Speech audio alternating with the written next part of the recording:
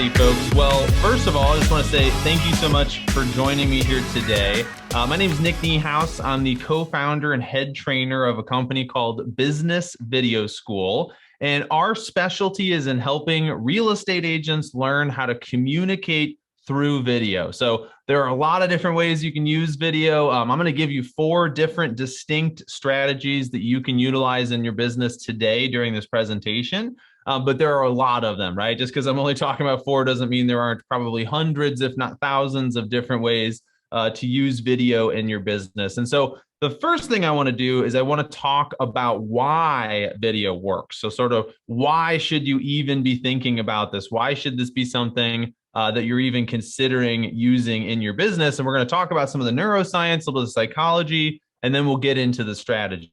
So before I do that, it's usually helpful to hear a little bit about who I am and what I've done to kind of get to this point. So I've been working in the marketing world for close to 15 years, basically since freshman year of college when I got an internship. I've been working in marketing, and about 7 years of that time, the past 7 years have been exclusively in the real estate world. So working mostly directly with real estate agents, with brokerages in a lot of cases as well. And what I've done is I've been primarily helping real estate agents learn to use video. So a lot of the case, it was the first time they'd ever made a video. We're together in our studio. We're working through that challenge with them. And since then, it's really expanded to now we teach agents all over the country, even all over the world, how to use video in their business, and have worked with thousands of agents over just the past couple of years. So a lot of what I'm going to show you today is very much based on that experience. It's based on that sort of knowledge, that exposure. And so hopefully you get some value out of this presentation. And if you do have questions,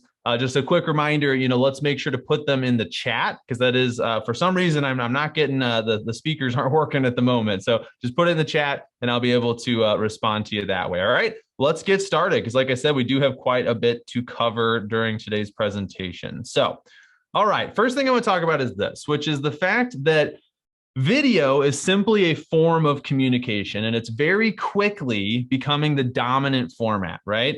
Now, the pandemic definitely accelerated this trend. This is something that's been happening for probably 5 or 6 years already. I think the pandemic probably accelerated us by a few years, so it was a pretty significant jump forward. But I want to talk a little bit about why that's happening, right? I mean, we can all see that video is becoming a fairly dominant form of communication. I mean, look at TikTok, right? They came from nowhere to having over 1 billion active users in just a few years, right? I mean, obviously people are craving this ability to see and consume and talk to each other through video. So where did that all start? Where did that originate? How did we end up at video as this dominant form of communication? So here's what I want you to really think about, right?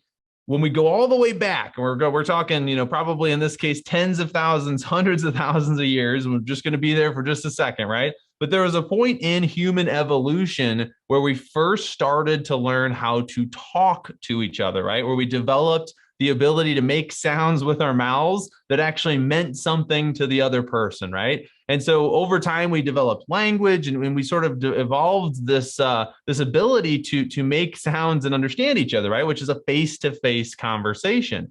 And so one of the things that I think we often sort of overlook when it comes to human communication is that it was a lot more than just the words, right? Now, the words we say are very important. Obviously, you're hearing the words I'm saying right now and hopefully understanding what it is I'm intending to communicate to you, but that's just part of it, right? When we talk to someone, there's a lot of other things going on. So when you have a face-to-face conversation, that's the gold standard, right? That's what we always aim for. If you're trying to close a deal, if you're trying to build a relationship, chances are you're aiming to get in person with the other person, right? Trying to get face to face. So what do we get when we're face to face? Well, we get what I would call sort of full spectrum communication, right? So we get the visual. So not only are we hearing them, but we're also able to see them. And that's a much bigger part of communication than a lot of us realize, right? I mean, we can see their facial expressions, we can watch their body language, we can see what they're doing with their hands, and all of that conveys a lot of things, especially emotion, right? It's much easier to understand the emotion someone is experiencing when you can see their face, right? So the face in particular communicates a lot of information.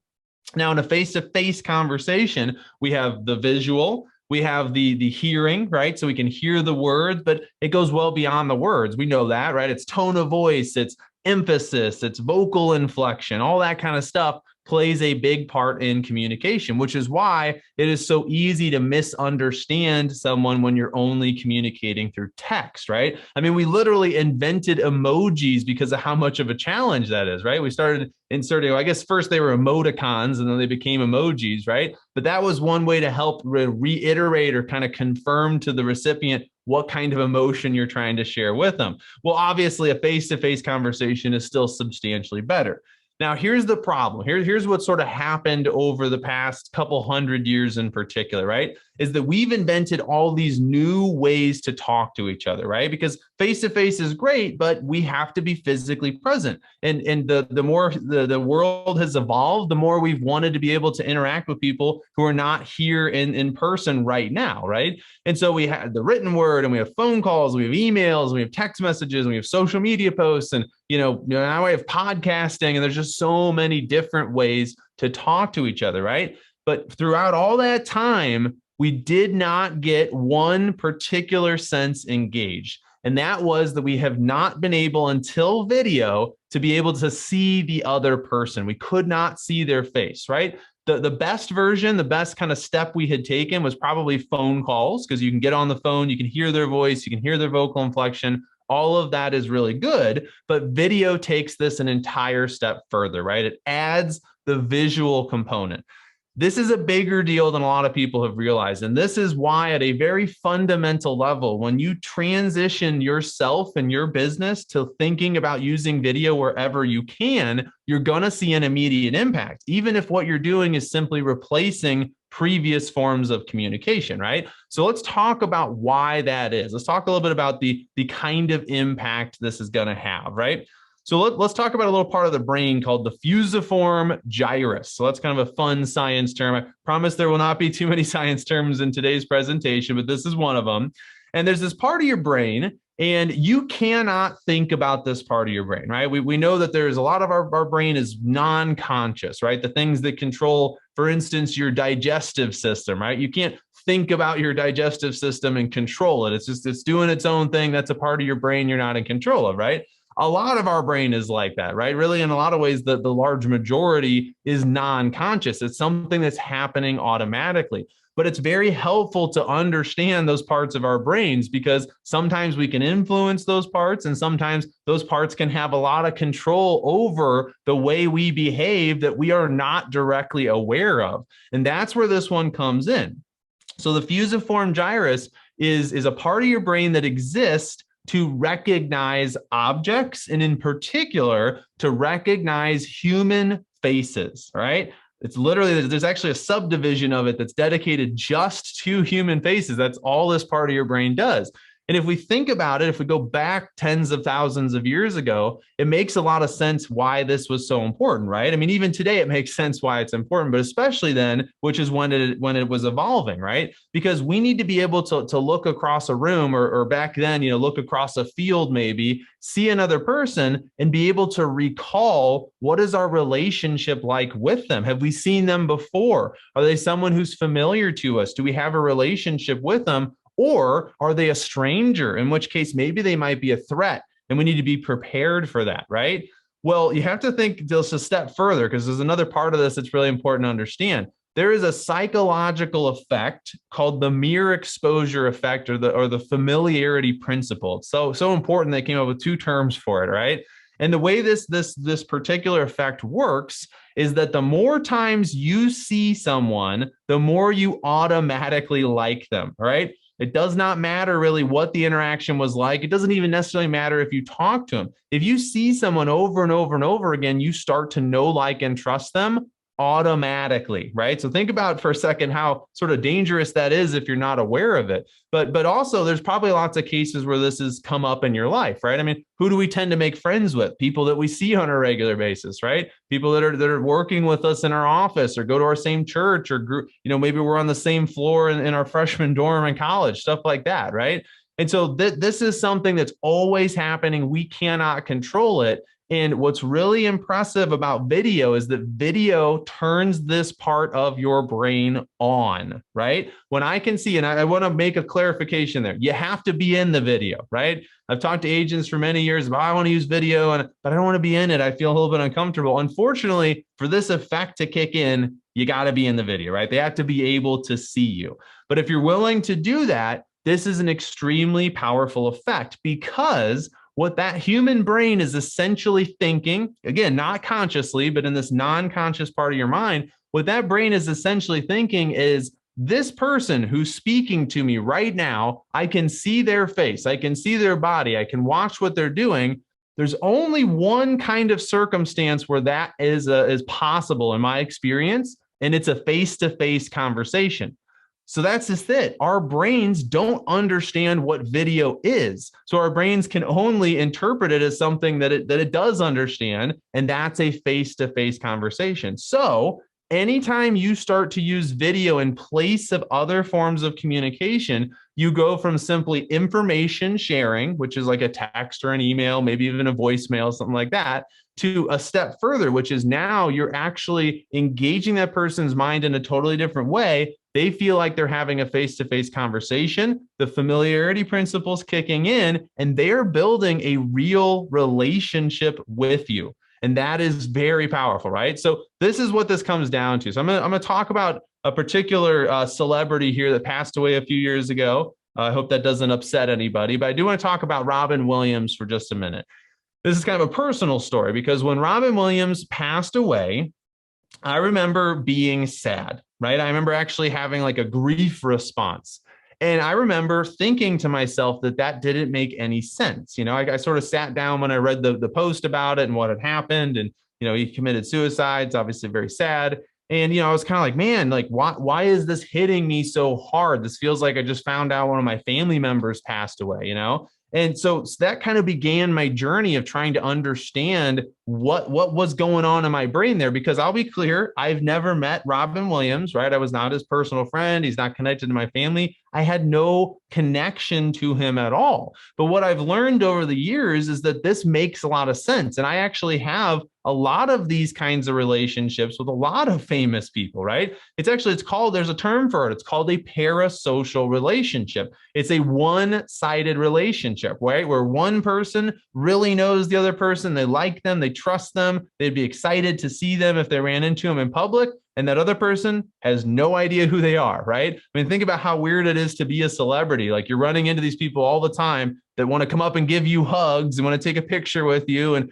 act like they're your best friend, and you've never met them, but you have to play along so you don't upset them, right? That's what a parasocial relationship is. And so what I realized is that when I was going over to my grandparents as a kid and I was watching Jumanji over and over and over again, and I was watching Mrs. Doubtfire over and over and over again, my brain thought I was hanging out with Robin Williams. It didn't understand what a movie was. So every time I was exposed to him, it was telling me, hey, it's almost like my brain thought maybe Robin Williams was my uncle or something, right? Like, it felt like, hey, this guy is always making you laugh and it's fun and you see him all the time. You must know him. That's what was the ultimate result of that, right? This is very powerful stuff. And I will also say, I think we're, as a society, being a little bit careless about this, right? Because now we have all of these younger people, and I'll just throw all of us into the mix, right? And we're all watching this content and we're spending hours and hours consuming this stuff. And especially for a lot of younger kids, they're watching the same person every single day on TikTok. And what is their brain telling them? It's saying, hey, this must be one of my friends. This is somebody I have a relationship with. And what does that lead to? It leads to less of a craving to form actual two-sided back and forth style relationships, right? So I'm not going to get into that today. We're talking about this from a business perspective, but this stuff is powerful. And if you start to look around, in the day-to-day world, you will see the impact that it's having on people, the way that people are becoming, almost obsessed in some cases with certain famous individuals. And a lot of it is because of video and the fact that they're not aware that this relationship is developing, right? Now let's pivot from there. Let's talk about it from a business perspective, because the exciting thing here is that this is actually a huge opportunity for the business owners that start to use it, especially in the next few months if they haven't already, right? So here's another example for you. This is Ryan Serhant. Most real estate agents have probably heard of him at some point. Obviously, he's very famous, very well known. And how did he get famous? He got famous on TV and then on Instagram in particular, right? I mean, he does video every single day in his business. So obviously, he's a good looking guy. He's very popular. So he's got some things going for him. And my point is not that we should all try to be like him. In fact, I think most agents do not need anywhere near that size of an audience. All right. And in fact, I'll tell a lot of people, look, if you're trying to listen to influencers and emulate what they're doing, you might be approaching it the wrong way. And so we're going to get to these strategies here in a few more minutes. But what I want to point out here is that, a couple years back, there was just a few agents that were using video to get really popular, right? To build their followings, to build these parasocial relationships around the country. Now there's at least a few agents in every single market. And that number grows pretty much every single day. In fact, it's almost accelerating at this point. When I would go into an office 2 or 3 years ago and I'd say, hey, you should be using video, I get people rolling their eyes at me and, huffing and puffing. I'm never going to do that. I'm not a video person. Now, when I present on it, people are curious. They want to know how to get started. And I get a lot more hands raised when I ask, hey, have you tried this yet? Have you started making this kind of content, right? So it's just a matter of time, but the opportunity is still there, because what we're seeing right now is we're seeing agents start to build these parasocial relationships in a strategic manner. Now, I will say, I mentioned that point about, these younger people not being able to build real relationships with these celebrity influencers. Here's the cool thing about using this from a business perspective is that our goal as a business is always to get into a two-sided relationship, right? We want to meet the people who are following us because we want to be able to help them with what we sell, right? In this case, help them with their real estate needs. So in some ways, because we're using it as a business tool to meet other individuals, we're actually using it in a positive way, right? I think a lot of times business, marketing gets a bad name and all that. But this is, in my mind, it's better to use video as a business owner who's trying to meet people than it is to just be an influencer with millions of followers and try to make money off of sponsorships and ads, right? Because in that case, you're probably not forming as many two-sided relationships. So let's transition. We're going to talk about these 4 strategies. I'm sure that's what everybody wants to get to. That's the important stuff, right? How do I use this tool? But before we do that, I want to give you a little bit of a warning, and then also something that might be a little bit of a relief for some of you. And that is that a lot of us are approaching video almost entirely backwards. All right. So I'm going to make a little bit of an analogy here, at least one that I would understand. And that is, imagine that you've never lifted any weights in your life, right? Like you've really never been to a gym and worked out, right? And you go to the gym and you find the biggest, strongest person in the gym. And they're throwing up, multiple hundreds of pounds, and they're doing complex exercises with multiple steps. And you go, okay, that's what I want. I want to be that strong. I want to be that fit. I'm going to do what they're doing, right? And you go pick up the same weights and you try to do the same exact exercises. And again, I'll only speak for myself here, but I will say I would get hurt. I mean, I do lift weights, fairly frequently. Even if I did this today and went in and looked at a bodybuilder and tried to imitate what they were doing with the same amount of weight, I would get hurt, right? Because what we're doing in that case is fairly obvious. We're going all the way to the end and we're trying to start there. And when we're doing that in the gym, we can understand that that's not a good idea, right? Unfortunately, in our business, we tend not to recognize when we're doing the same thing. And so for a lot of the agents I've spoken to over the past few years, they're always looking at the influencers. They're looking at the Ken Pozeks who have tens of thousands or hundreds of thousands of subscribers on YouTube who make almost all of their money. They do tens of millions of dollars worth of transactions from their video content. That's impressive. We would all maybe like to get to that point someday. But if we look at what they're doing now and we try to imitate it or emulate the exact same thing today, we are going to fall flat on our face. And I know agents who have. They try to make that video and it's messy and it doesn't turn out the way they wanted. And it's really frustrating. It takes them weeks. They don't make another video for 6 months or a year, right? Well, instead, just like we would in the gym, we need to ask ourselves, where did that person start? Not where are they today after 4 or 5 years of making video content, but where did they start? Is there a simpler version of what they're doing that I can use to get myself off the ground?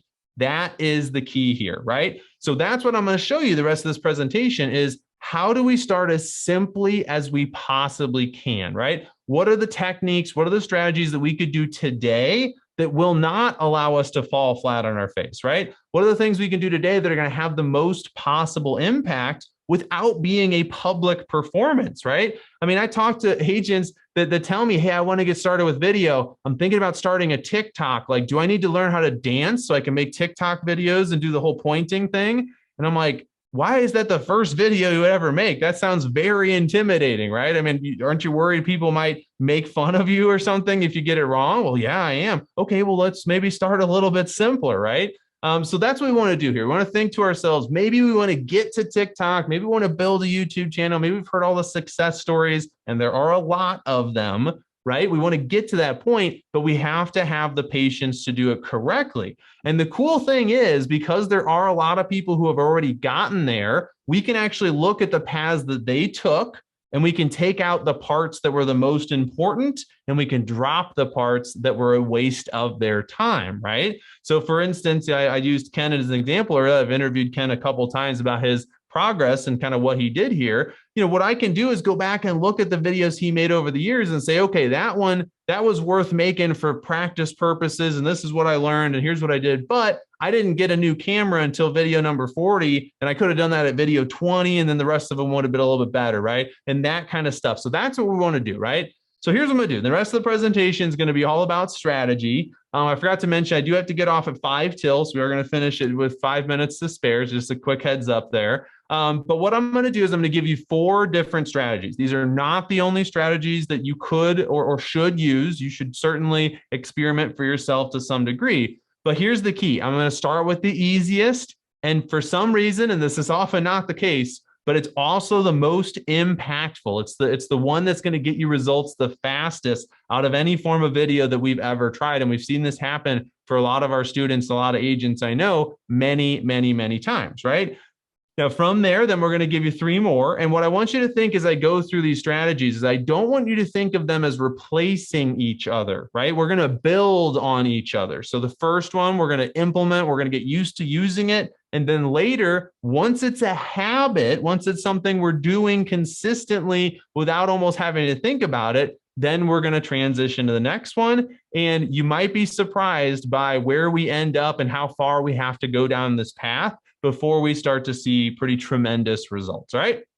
So let's go ahead and dive in here. So as we're going, again, just a quick reminder, if you do have questions, go ahead and throw them down in the chat and I'd be happy to answer them as I see them come through, all right?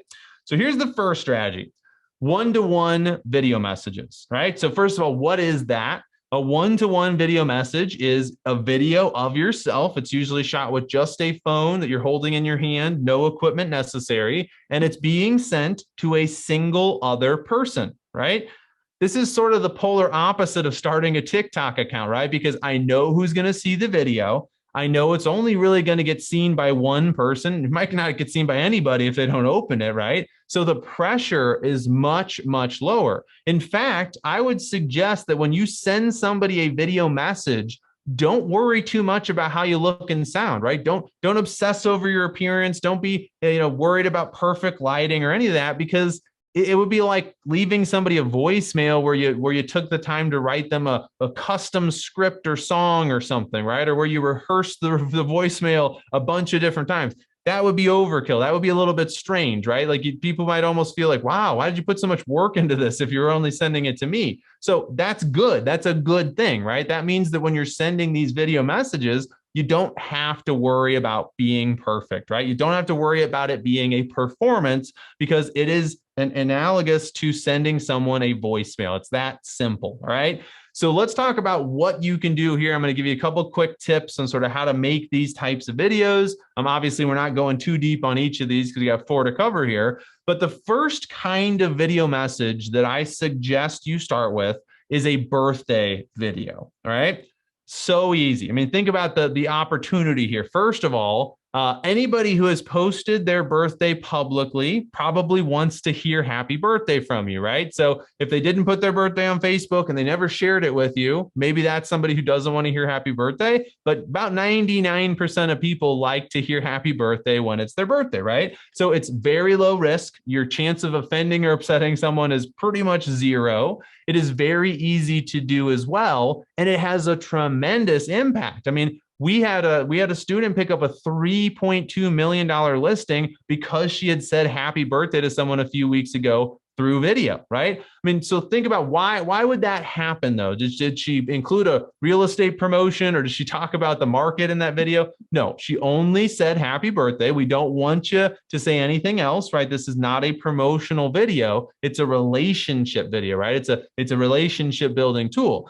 And we know that every single person in the United States knows multiple real estate agents, right? There's competition. And even if you're in your sphere, there's a chance that person knows somebody else who buys and helps people buy and sell real estate. So your job is to stay top of mind with that individual, right? Whichever agent they think of first when they go to sell their house is very likely going to be the agent that gets the business, right? So that's why happy birthday videos are so impactful, because people will remember these for months. In fact, one of my business partners, he made an initiative a few years ago to send happy birthday videos to pretty much everybody. And the next year, he didn't do as good of a job. He didn't send them to quite his whole list. And he had people reaching out asking why he hadn't sent them a happy birthday video that year. I mean, that's an entire year later and they can still remember it, right? My birthday was a couple months ago. I can remember the people who sent me birthday videos, right? Now that will fade out over time as more people do it, which is a reason to get started, but it will always be more impactful than what most people do, which is to shoot a text or, post on the Facebook wall or something like that, right? Now, I'm not going to go through how to do every single one of these things today, but this one is so easy. I'm just going to run you through it real quick. So if you want, and in fact, I would recommend go ahead and take your phone out real quick, because you might as well just sort of follow along as I describe this. But if you open up the Facebook app, right? It's the Facebook app on your phone. What I want you to do is go to the notifications tab. It's the little bell. And then within the notifications tab is a search icon, right? We click on the search and you just start typing the word birthday.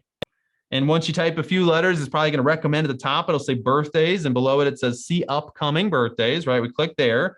Now, most of you have probably seen this before, right? You usually get a notification like every day. It says, hey, we got some birthdays today. Here's what they are, right? But we're going to do something a little different than maybe you're used to. Once we see the list of birthdays, on the right-hand side is a little messenger icon, which looks like a chat bubble. It's blue and it has a little lightning bolt in it, right? If we click on that next to someone's birthday, and don't worry, you're not going to accidentally send them a message unless you choose to send it. But what that's going to do is going to open up the messenger conversation with this individual.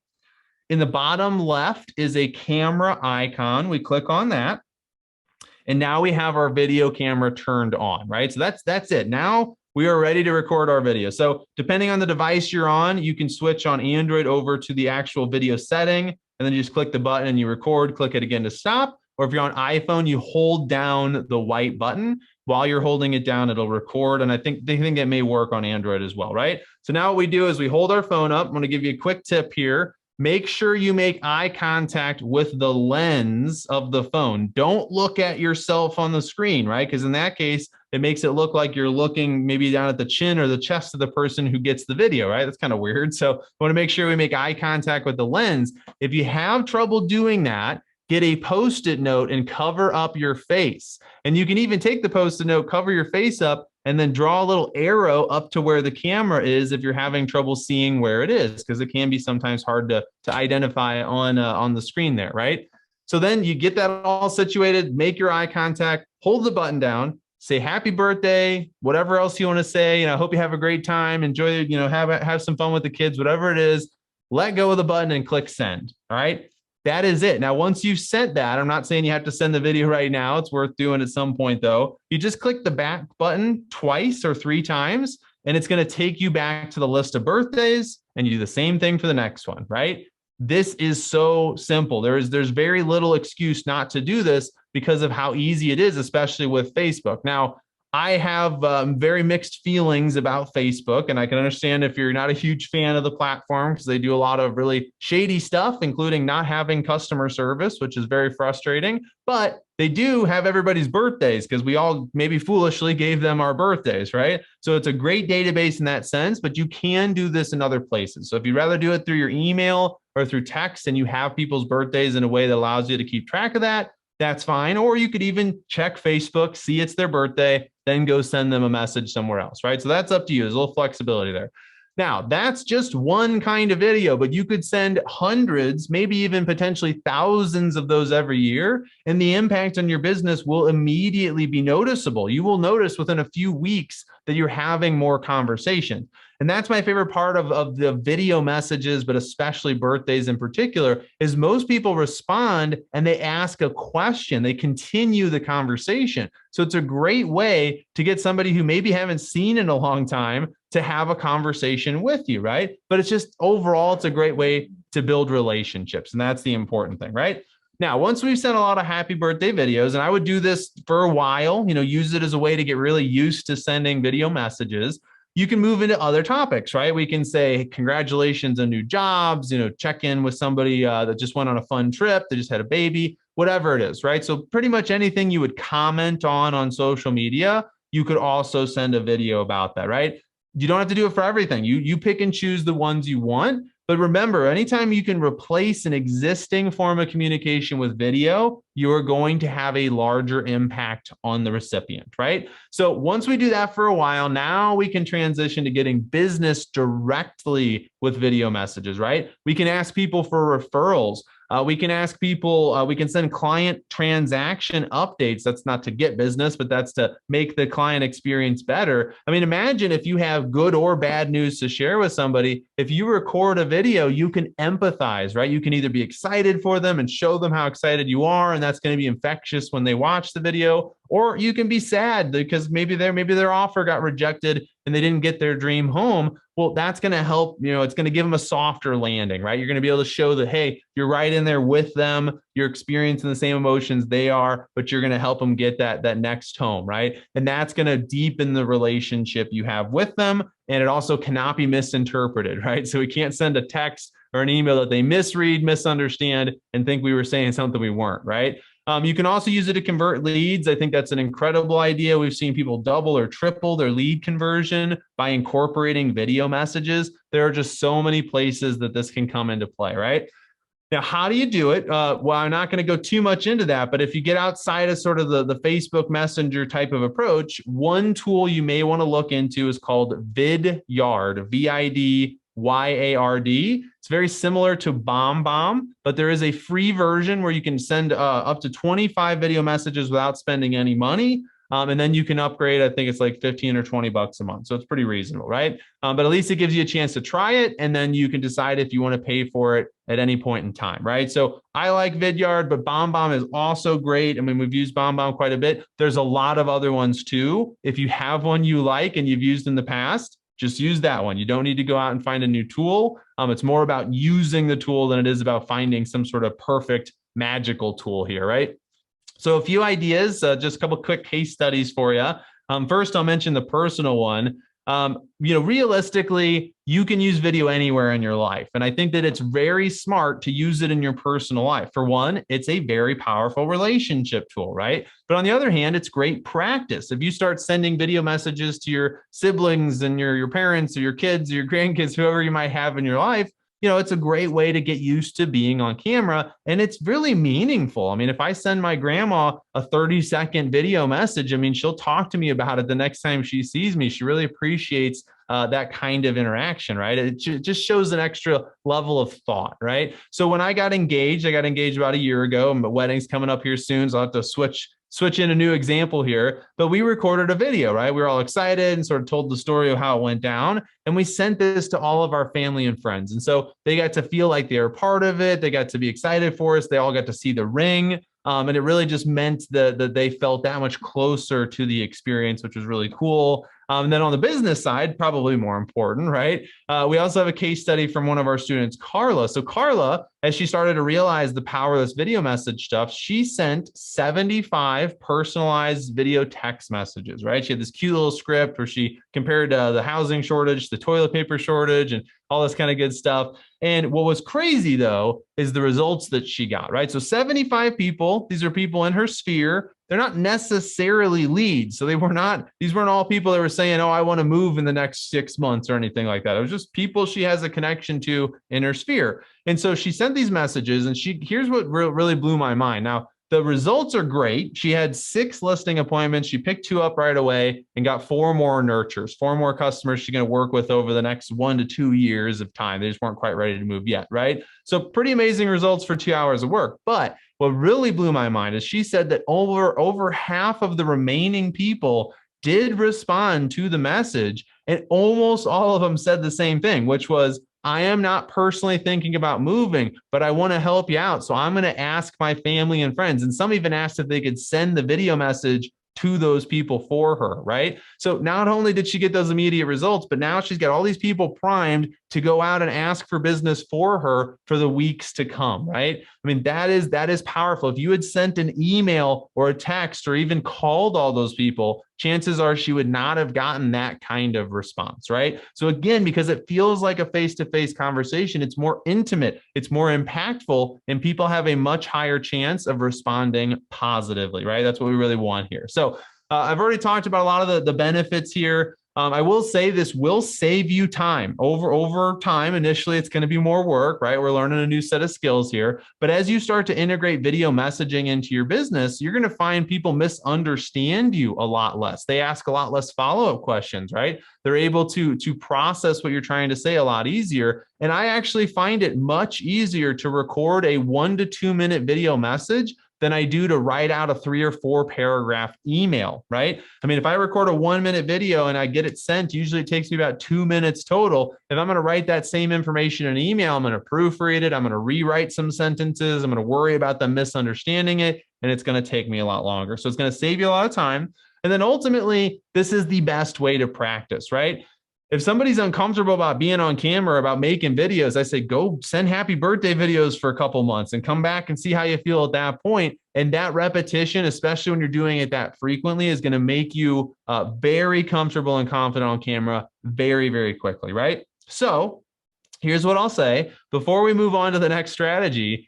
You don't necessarily have to. I mean, you could stay on this particular strategy for 6 months, a year, multiple years. And as long as you're doing this, what this is going to do for you is going to maximize the results that you get from your existing relationships. And as business people, we have a tendency to always chase the shiny object, right? To say, well, but I want to get out and build a YouTube channel that makes me $1 million a year. And I say, well, yeah, but are you making as much money as you can from the people you already built relationships with? And if the answer is no, that's obviously the place to start. That's the lowest hanging fruit. That's the easiest business to get. And this strategy gets that for you, right? So figure that out first. See what you can get from the people you already know. Then you can start to implement other kinds of video, right? So let's move on to a couple quick tips as you're doing this stuff. I do want to give you just a little bit of advice as we're going here. I'm going to keep it pretty quick though.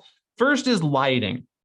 The only thing I really want you to think about when it comes to light, and I'm going to give you a little exercise you can do, right? You can take your phone, selfie camera on so you can see yourself on the screen, and you can simply walk around your house or your office and just keep, obviously look where you're going. Don't stare at your face the whole time, but try different spots, pause, look at your face and see how you look. And just by doing that exercise, you're going to start to understand what produces the right kind of light for a video and what produces the wrong kind, right? The number one thing you'll realize from that is that overhead light, which unfortunately is the light we almost all have anywhere we go, is actually really bad for videos, right? Now, the first picture, I am standing in this exact room. I'm standing underneath a ceiling fan and I have the light turned on. Pretty common scenario, right?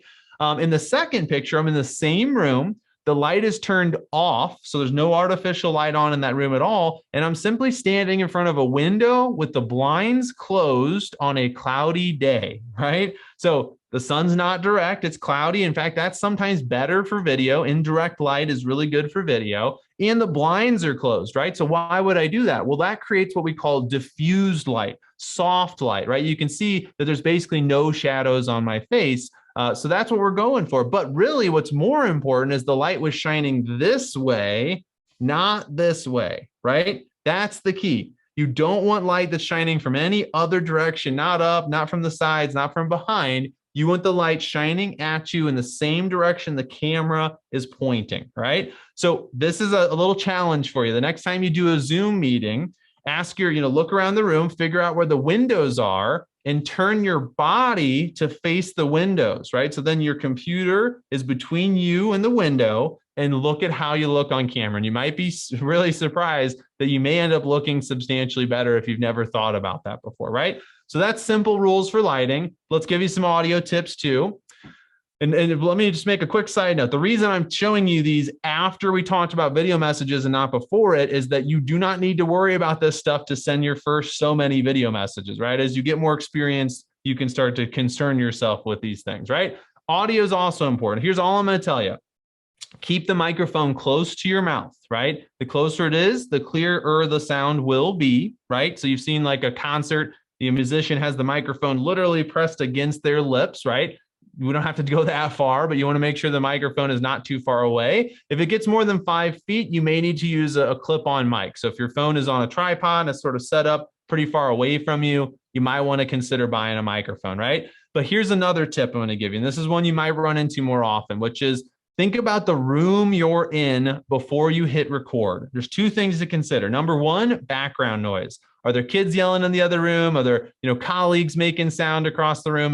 Maybe there's background sound that you've started to tune out, but other people would hear. So think about that. And the other thing is think about the surfaces in the room. Are there a lot of hard surfaces? If there are hard surfaces, you're going to get an echo, right? So you actually want to be in a room with carpeting, with drapes on the wall, with big plush furniture, things like that will reduce that echo, and it'll make it easier to hear your voice. And audio, when it comes to video, is often more important because people will stop watching a video with bad audio sooner than they will stop watching a video with bad visuals, right? So that's kind of something to keep in mind there. All right, let's move on to strategy number 2. Like I said, we got 3 more to cover here before we wrap up.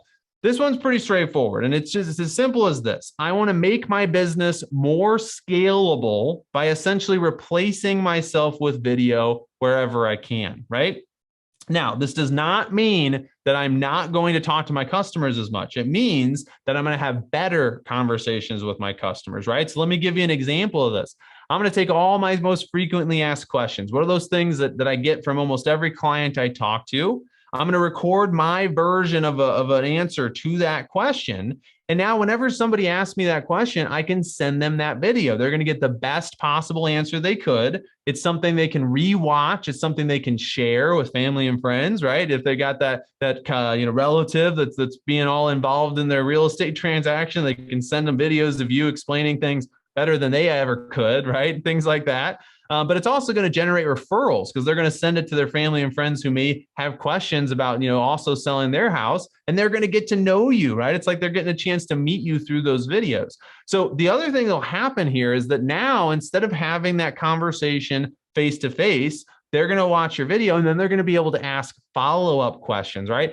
This is what especially important when it comes to training. If you record your trainings and then you have a new employee come in, you can give that employee the trainings and just follow up on the things that they had trouble understanding, right? That's going to be more impactful for them than if you sat down and showed it all to them from scratch, right? Because remember, there's a lot of psychology to this. If you sat down with me and showed me how to do something, I didn't quite understand it, I'm going to feel really uncomfortable asking you to show me it again. Not everybody does, but a lot of people do, right? But if I watched a video and you ask me what follow-up questions I have, I'm going to bring those things up, right? And then they're going to get addressed. So it's more efficient. It's a better experience. There's a lot of benefits to doing this, right? And what you're going to do over time is you're going to start to save yourself time. You're going to start to free up your schedule because now every time I get a lead, I can send them all of my FAQ videos right off the bat. It's going to help me convert the lead. It's going to give that person an understanding of what it's going to be like to work with me. It's going to educate them. They're going to come into the experience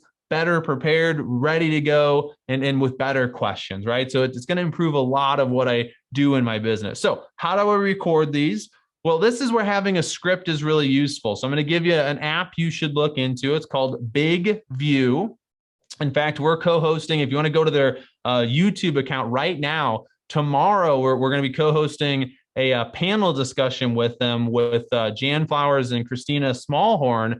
Christina in particular has almost 200,000 subscribers on YouTube, and she actually coaches and teaches other agents how to do this stuff. So go to Big View's YouTube channel if you want to check that out. But it's a teleprompter app. So that means what you can do with it is you can write a script. You can upload it even on your computer or your phone. It's going to show up in both places because it's cloud-based. And now I can pull my phone up. I can read that script back into the phone camera and my video is done, right? So this is really powerful stuff. So you're going to recommend Big View when you record. I do recommend rehearsing a couple times before you record this kind of video.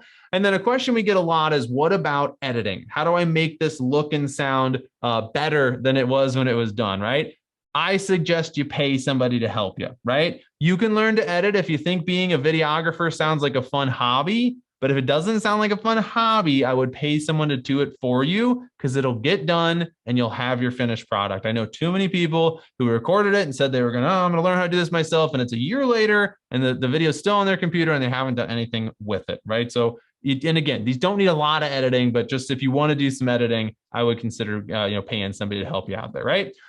Now, I think we talked about the benefits enough already here, so I'm going to move on. The next thing I want to mention just real quickly here is my last tips for you in terms of just being more confident on camera or how to make a video, right? These are going to be simple, but they're worth reiterating. The first is, especially when you're first getting started, plan and practice, right? If you've rehearsed a script a couple times and you've even maybe recorded one or two of those takes and watched it back, if you're brave enough to kind of give yourself some self-critiques, you're gonna be much better in the final video, right?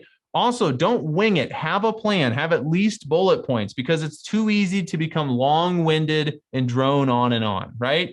Start and end with a smile. This one is so straightforward, but it's harder to do than you think, right? Try recording like a 1 minute video, or sorry, 1 sentence video, and try to start with a smile and end with one and practice it a little bit. And you may realize it's a little bit harder than you would think. It's also just hard to remember to do at the end. You relieve the videos over. Your face, if you're like me, goes back to being, not the most friendly looking, relaxed face, and it can kind of throw the video off, right? So it's worth practicing that. And then the final part here, body language and voice inflection, I'm going to give you a little exercise to try, all right? What I want you to do is I want you to come up with a 1 sentence script, something like, I'm the best real estate agent in town, or, I love helping people buy and sell homes. You're not going to post this anywhere. It's just a practice, right? And what I want you to do is record it once. Try to be energetic, try to be enthusiastic, try to come across, as much as your natural self as possible. Then record it a second time, try to be more enthusiastic, and then do a third and give me like your best Billy Mays infomercial, try to sell me that OxyClean. I want you to be as ridiculous and over the top as possible. Then watch all 3 and see which one you think was the best, right? You may be surprised which of those versions is actually the most interesting, the most compelling, and the most exciting to watch, right? So give that a try at some point and you'll start to understand to what level your voice inflection and body language should come into play here, right? All right, so we're getting towards the end here. I do have just 2 strategies left to show you before we wrap up. I did want to give you a next step, all right? So if you're watching this and you feel like, you know what, I get it, I need to be using more video, this is something I want to make more progress on. In my experience, the best next step is to try out this mini course that we developed. So what exactly is this? Well, first of all, let me show you how to get it real quick. So if you want to pull your phone out, and if you just want to play along, even if you don't want it, just so I feel good, because I see a lot of people holding their phones up, that's great. But what you do is just go to the photo setting and point it at the screen. You might need to zoom in a little bit to make sure it can see the QR code, but it should pop up. There should be a box that pops up on your phone screen with the URL. And you just click on it, right? It's going to take you to our website, and then you click the button on the website to sign up. We just need your name and email, and we'll give you our mini course, right? What is the mini course? Well, the mini course is a lot of the stuff I didn't have time to cover today. So things like, getting more comfortable on camera, what to say in your videos, how to choose your topics, tips for hooks. right? Like, what do you do in the first 3 seconds of a video to grab that person's attention? That's the kind of stuff we cover in this mini course, right? So it's a lot of value. It's not just me, it's me and a lot of my other business partners, including Jeff Fitzer and Michael Glazer in particular. So give it a scan, check it out. And then, you can obviously check out more of what we do on our website if you'd like to learn more. So that's my only pitch. I'm not going to try to sell you anything while we're here. But if you need any help with that, maybe somebody next to you can help you make sure to get that scanned correctly. And I'll show it again at the very end in case you missed it. All right. Last two strategies. We're in the home stretch at this point. All right. Strategy number 3 is to build video marketing funnels. And you might be asking yourself, where are we? Does this mean social media? Does this mean I'm going to start dancing on TikTok yet? No, it does not, right? Now, you could dance in these videos if you want to, if that's what you're going for, but more power to you, right?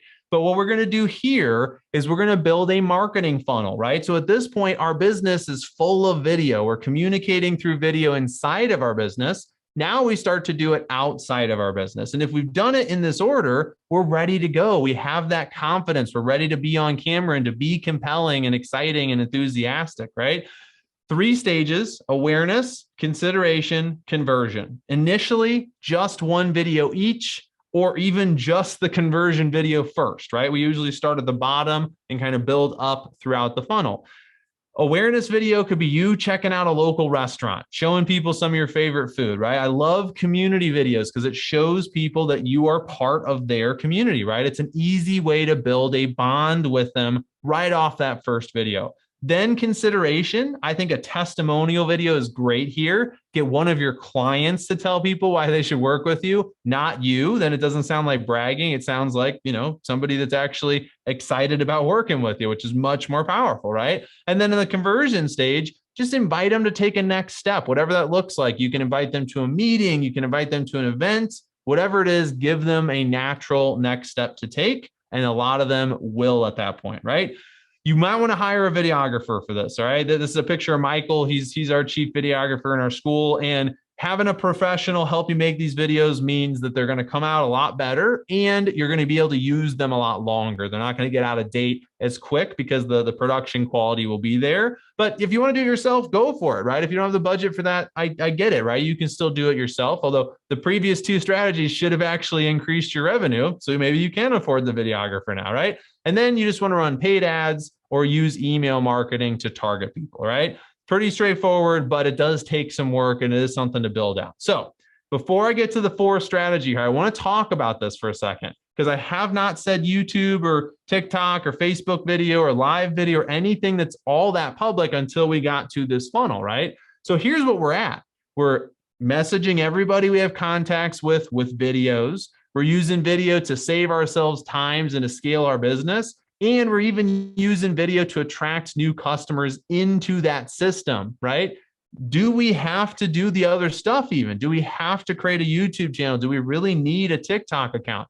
And what I would say is for most people, the answer is actually no. You don't necessarily have to be out there trying to grow that organic following if you've done all 3 of these strategies, right? Maybe if you've just done the first one, you might not need any of the rest of it, right? The impact might be that significant. So I want you to think about that because, and obviously you can probably guess what strategy number 4 is, right? But as we get to that 4th strategy, you want to make sure all of the other stuff is in place because social media can and almost always is a big distraction, right? So we don't want to implement that until we feel like everything else is in place. So that way, as we get all this new attention, they're going to hit our funnel, they're going to hit our business systems, and they're going to see lots and lots of video, which is what they're going to expect to see if we're using video publicly, right? So obviously that brings us to the final strategy here.